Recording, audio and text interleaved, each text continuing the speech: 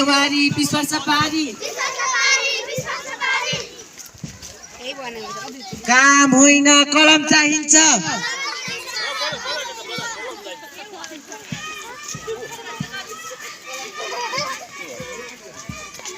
के जानी भयो अब बाल विवाह अन्त्य गरौँ